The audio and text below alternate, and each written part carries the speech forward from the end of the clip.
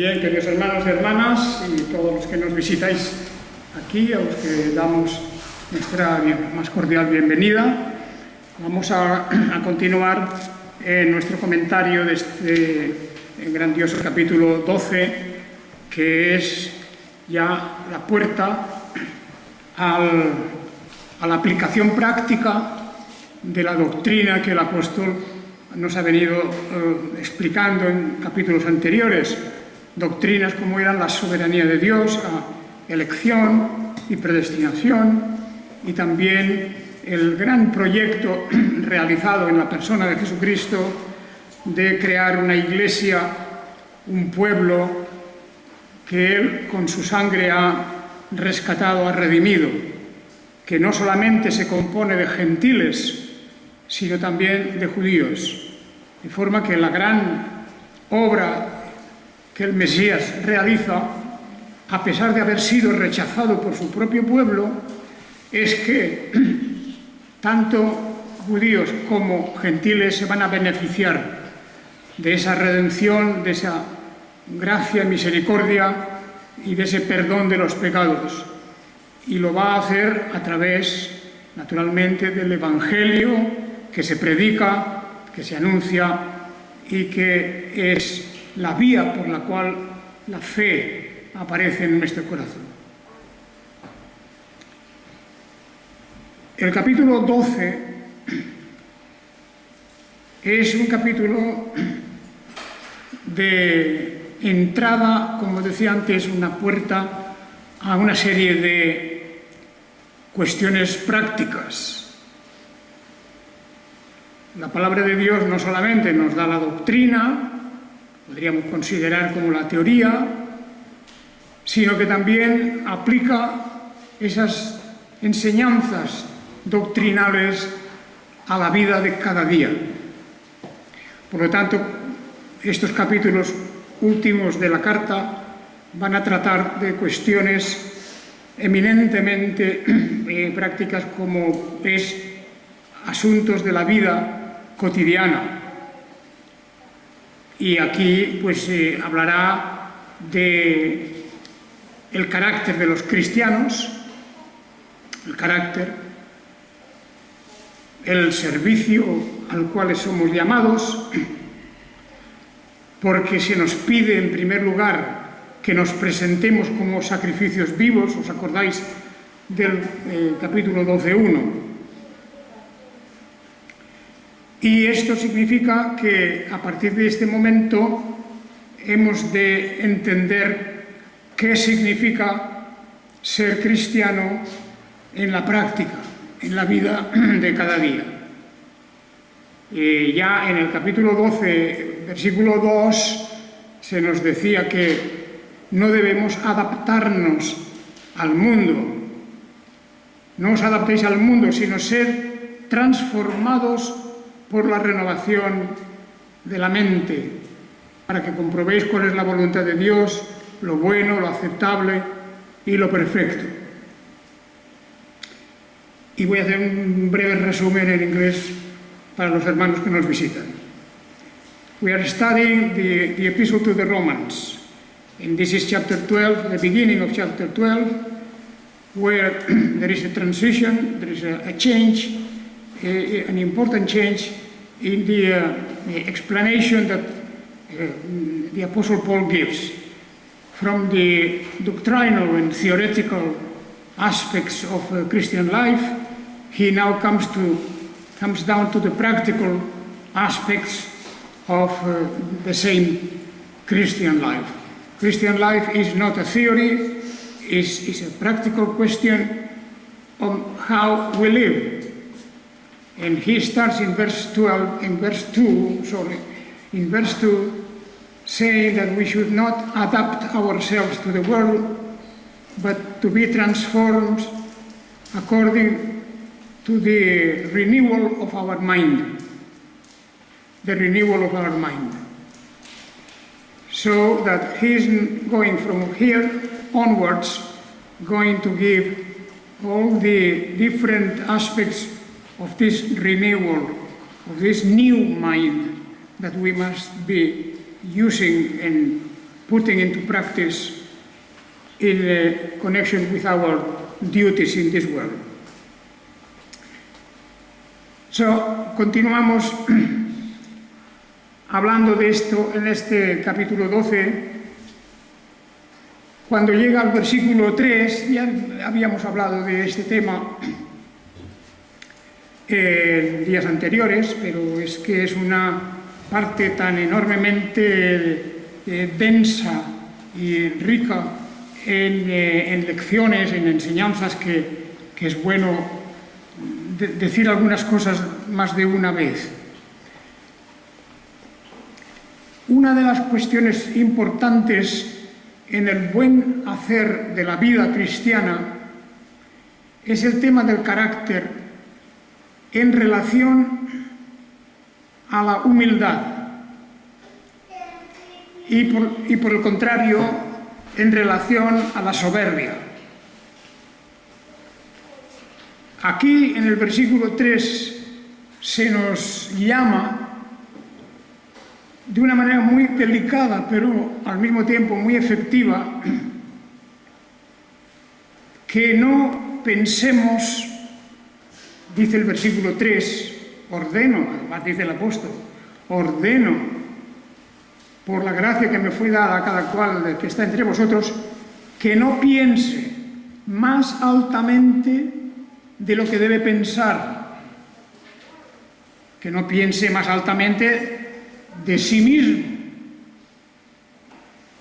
Se nos convoca a todos a un ejercicio de humildad, de la misma manera que el Mesías viene a este mundo, no con el boato ni con la riqueza de los grandes príncipes, sino que viene en la humildad de aquel que va a entregar su vida. No tiene que reclamar ninguna nobleza, no tiene que ponerse en lo alto por encima de los demás, sino al contrario, el Hijo del Hombre vino para servir y no para ser servido. Y es una manera de decirnos que su humildad está dentro de la propia naturaleza de su ministerio. La función que él viene a desempeñar es la función de quien no viene a recibir sino a dar. Viene a manifestar su disposición, incluso a dar su vida.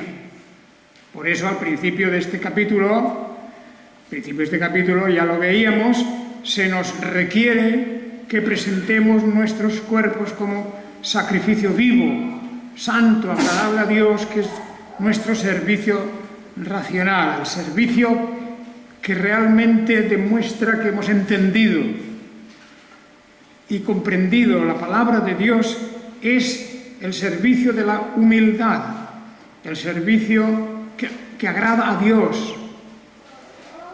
Y este servicio, naturalmente, solo es posible para aquellos que han conocido la gracia divina y que han recibido el perdón de sus pecados. Y luego nos decía el versículo 2 que no debemos adaptarnos al mundo, sino ser transformados por la renovación de nuestra mente. Todo eso era una manera de decir que la vida cristiana tiene el carácter de un sacrificio. Y un sacrificio es una abnegación, una negación de uno mismo. Un sacrificio significa ponerse en el lugar de la víctima real, de una víctima real, no una víctima ficticia, sino real. Y necesitamos aquí aprender inmediatamente estas palabras de que en este mundo, mientras vivimos y exhibimos nuestra vida como cristianos, no podemos esperar el aplauso, la felicitación, las palmadas en el hombro, sino que debemos de ser conscientes de que venimos y estamos para prestar un servicio. Por eso se nos requiere, en primer lugar, que no pensemos más altamente de nosotros mismos de lo que debemos pensar. Esto es importante porque a partir de este momento, pues yo creo que un cristiano está en el camino correcto, en el camino de no pretender ser más de lo que uno es. Y al fin y al cabo la Biblia nos describe claramente qué somos como seres humanos. Somos pecadores que Dios ha tenido a bien perdonar. Vamos a ponerlo en inglés un momento.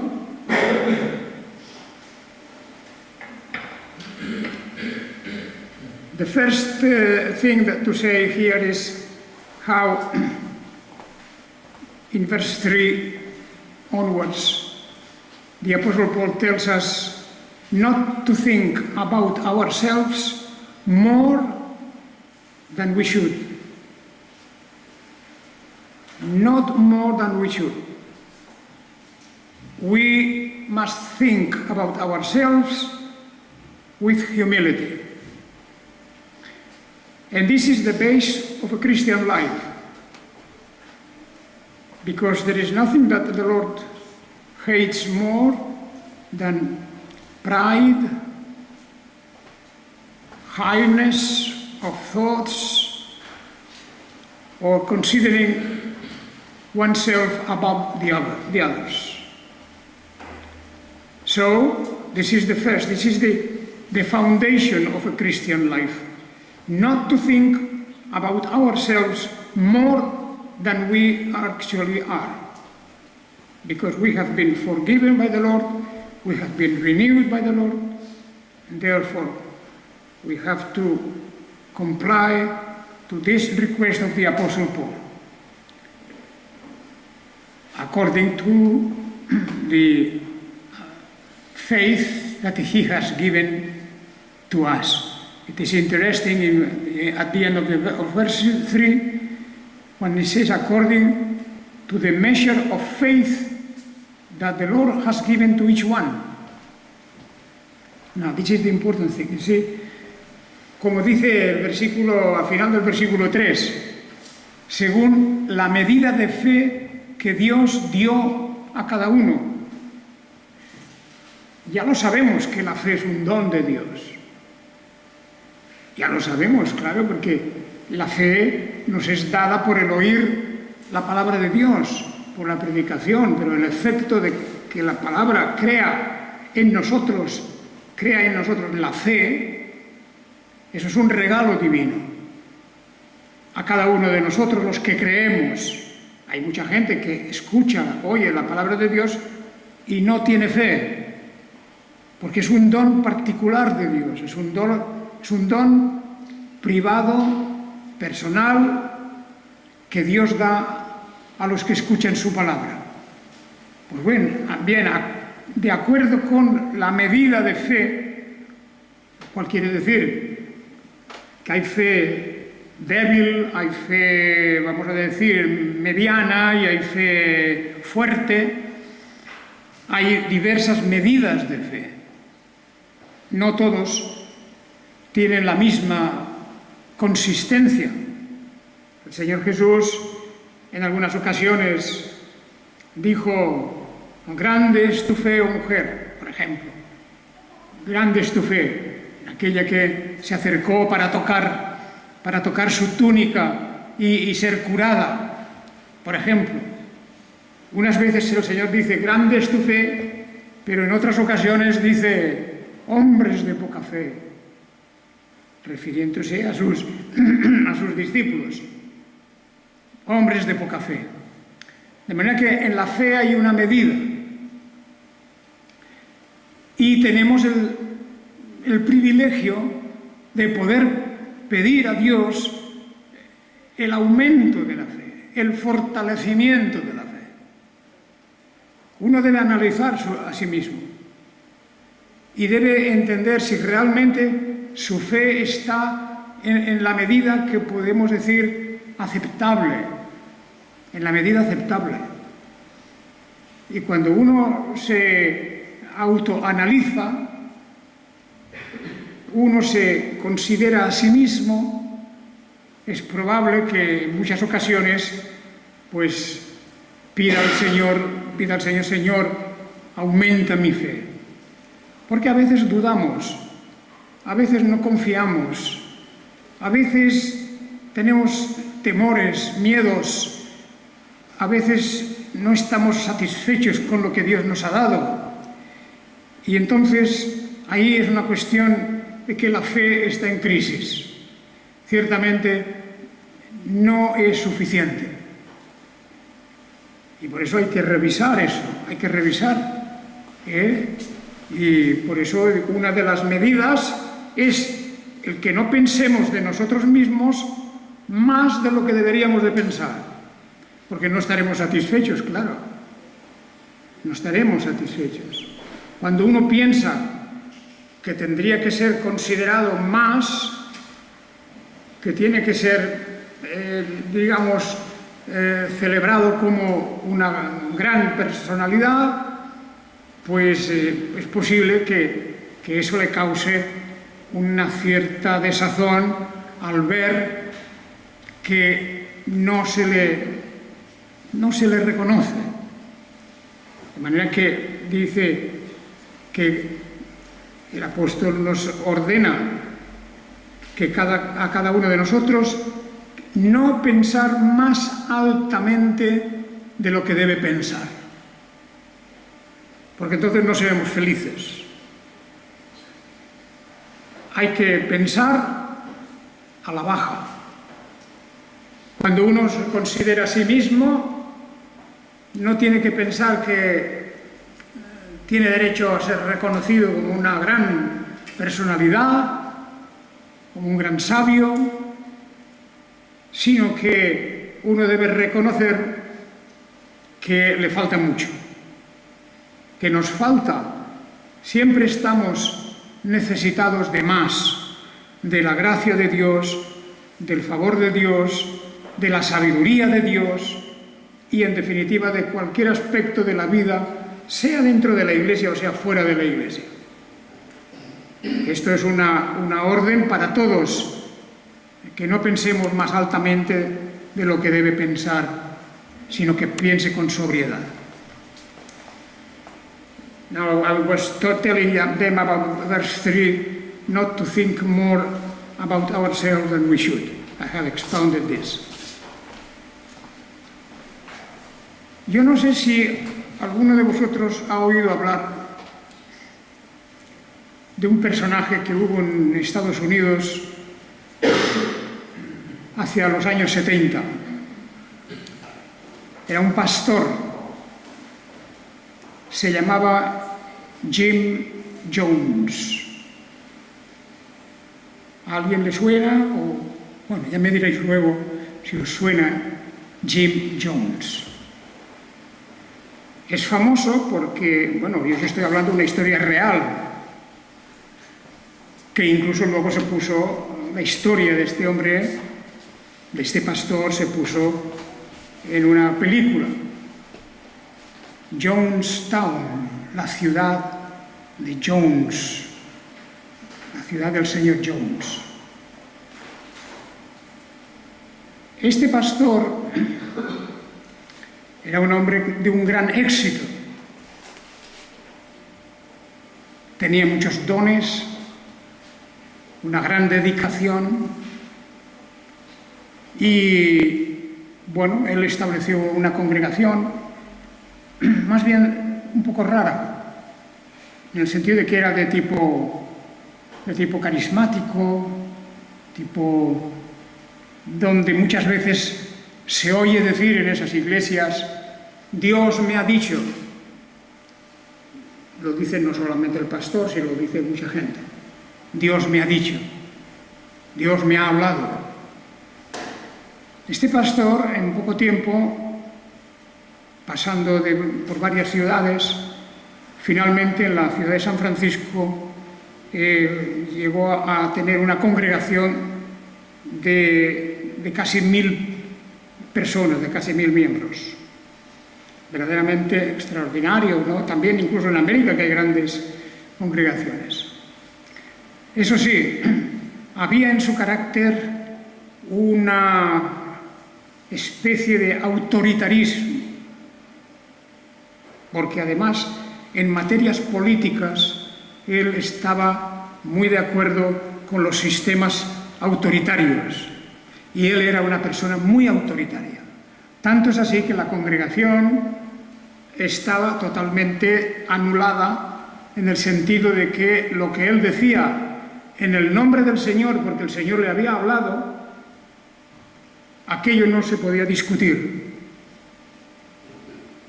Esta era la situación.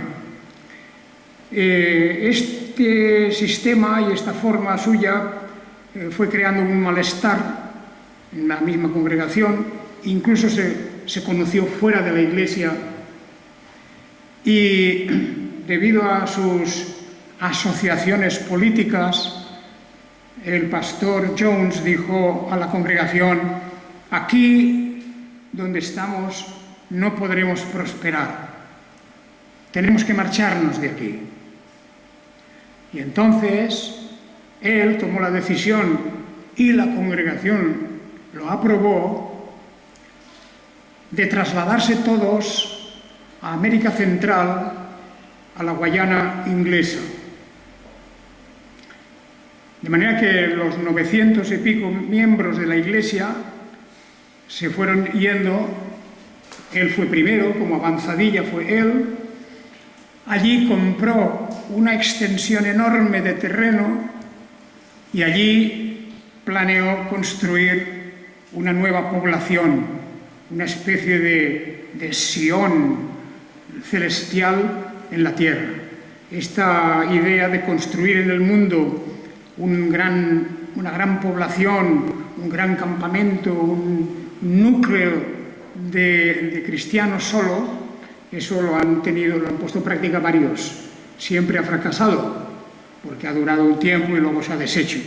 Eso empezó en el siglo XVIII, Zinzendorf, un noble medio alemán, medio austríaco, que fundó una ciudad nueva en Europa también.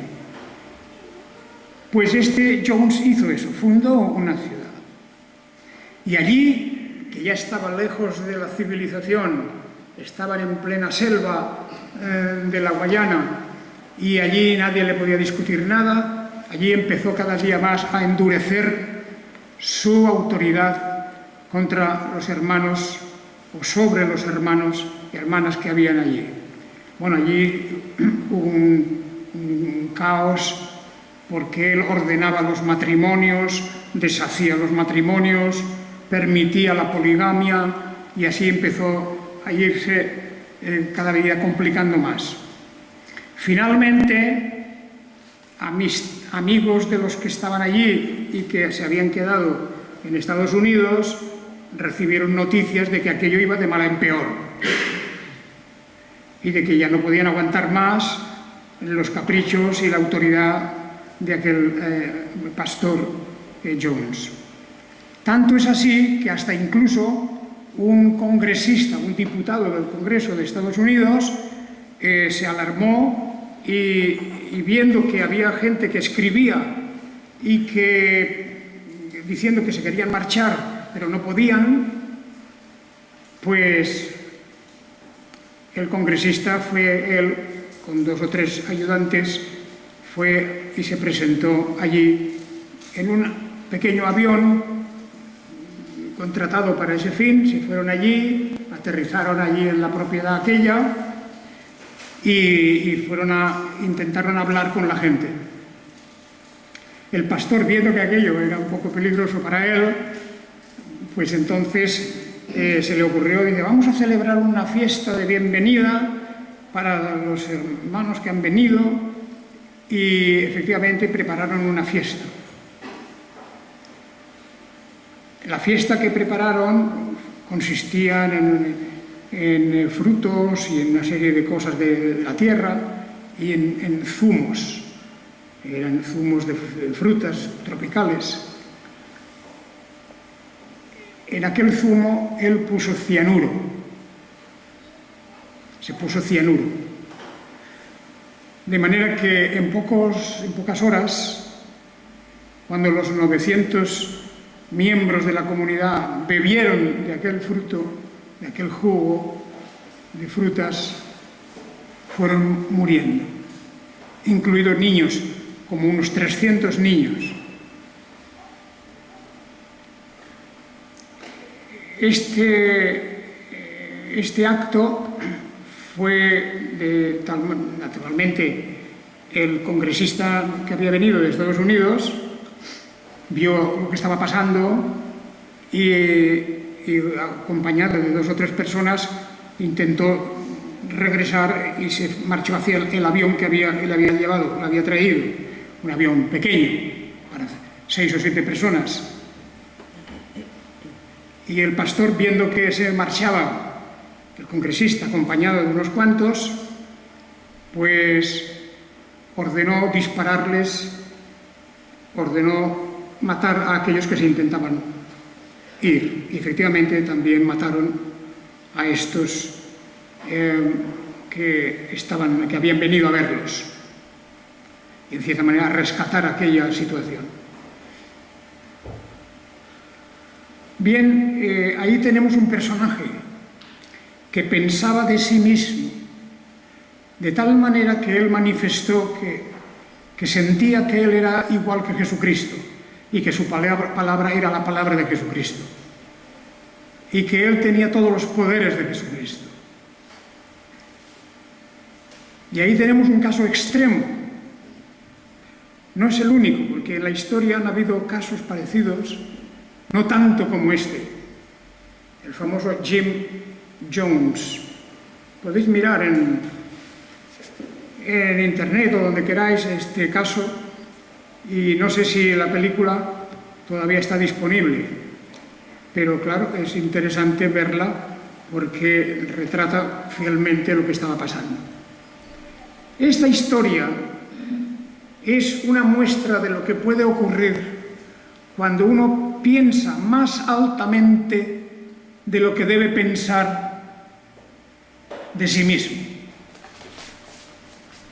De manera que se puede llegar a esa especie de paranoia, y podemos hablar de aquí de una descomposición y de una especie de ataque mental de estas personas que quieren imponer su voluntad por encima de todos a cualquier precio. Y en mayor o menor medida ese es un problema en las iglesias. Yo he hablado de un extremo, tal vez del más trágico que hay en toda la historia del cristianismo, aparte de las persecuciones y de las locuras de los emperadores romanos, que eso es otra cuestión. De manera que es muy importante, porque cuando uno empieza a pensar más de sí mismo de lo que debe, quiere manifestarlo que él no es uno cualquiera del montón, que él tiene una autoridad, tiene un destino especial, tiene una vocación única que otros no tienen. Esta situación se puede ver a lo largo de la historia de la Iglesia en numerosas ocasiones, cambiando, claro está, algunas circunstancias. Por lo tanto, ¿cuál es el elemento principal del carácter y de la vida del cristiano? Pues es la humildad, la sencillez, el no pensar más altamente de uno mismo de lo que uno debe pensar. Pensar con sobriedad, según la medida de fe que Dios dio a cada uno. Y luego el reconocimiento que mencionábamos el día pasado, que es que en un cuerpo hay muchos miembros y muchas funciones y muchos diferentes dones. Por eso dice que, versículo 6, de manera que teniendo diferentes dones según la gracia que nos fue dada, pues así debemos utilizarlo.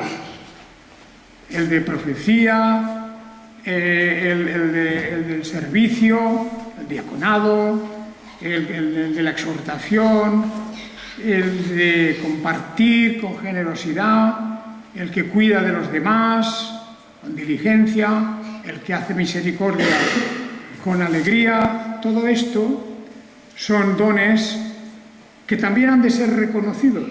No basta decir yo tengo ese don. Ha de ser reconocido. Porque si no sería el desmadre cuando alguien viene diciendo es que yo tengo este don. Bueno, vamos a verlo. Vamos a juzgar eso. Vamos a analizarlo durante un tiempo, etcétera. Eso hace falta porque si no se puede producir pues la situación de que alguien quiera abusar de ser portador de muchos dones y por lo tanto como pasaba con el pastor Jim Jones, que era un hombre que efectivamente sabía hacer muchas cosas, tenía grandes habilidades, sobre todo de convencer y también incluso de, diríamos, apabullar a la gente, literalmente. No dejaba a la gente moverse. Unas palabras en inglés. About this matter of in verse 3, not to think more about ourselves than we should, I put the example of a pastor in the United States in the 70s, in the 1970s. His name was Jim Jones, who had a very sizable congregation, about almost 1,000 people in his church in San Francisco. Now, he was a man, a charismatic type of person who said that God was talking to him, therefore everyone should obey him. And then, in order to fulfill his purposes more easily, he went to the Guyana, to the British Guyana in Central America. And then he established there a congregation, practically a town for himself. Everyone had to obey what he said. When the news of this type of congregation reached the United States, a congressman from the United States traveled to that place. It was called the Temple of God. The place was called the Temple of God. And the congressman arrived there and he saw that the people there were almost like slaves, like prisoners. And then this pastor, he was fearing that the congressman could inform the authorities in the United States, because the members of that congregation were citizens of the United States, of course. And then he decided to celebrate the visit of that congressman. He prepared a meal, and then he put poison in the drinks they were going to have. And practically all the 900 and a little more people died poisoned.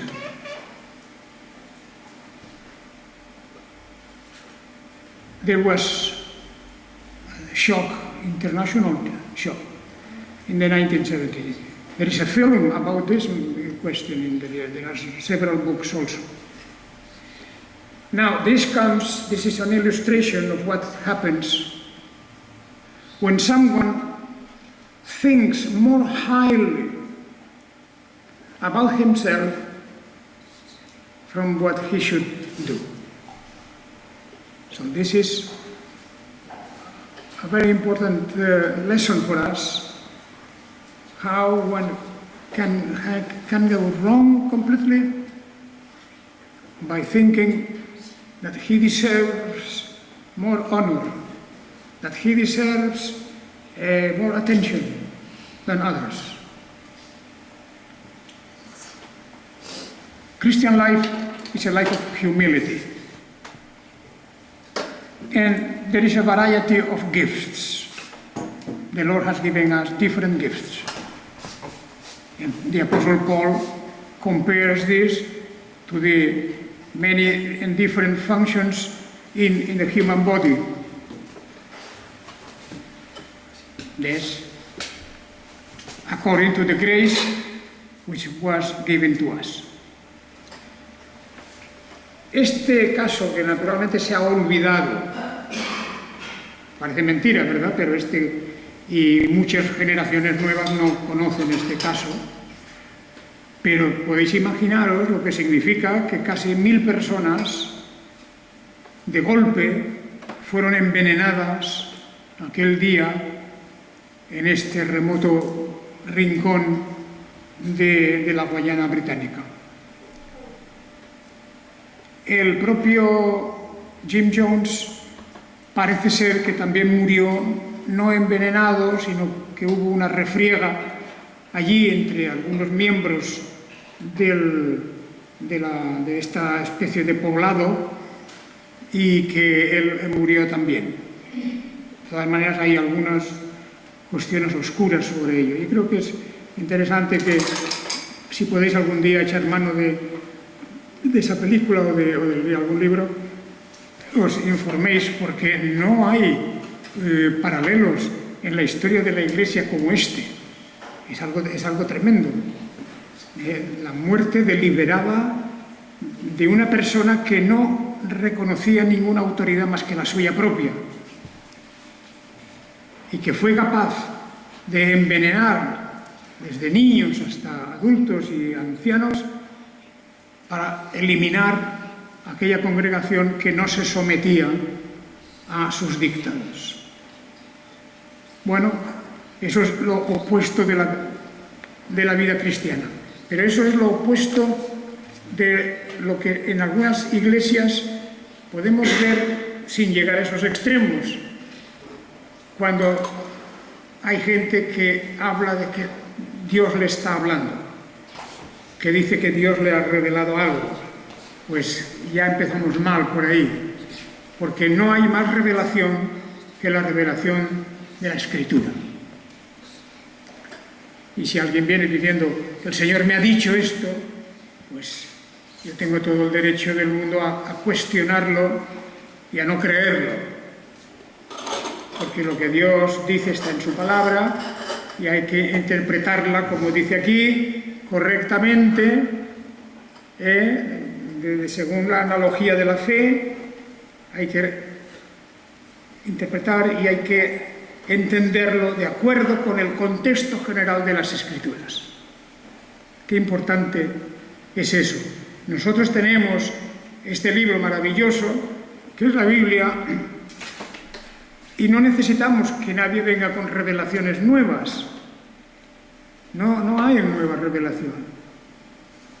Así como la encontramos en los testigos, en los mormones y en una serie de sectas, y sectas como la de este hombre, que llevó al paroxismo completo sus pretensiones de ser un guía infalible e indiscutible de toda aquella pobre gente.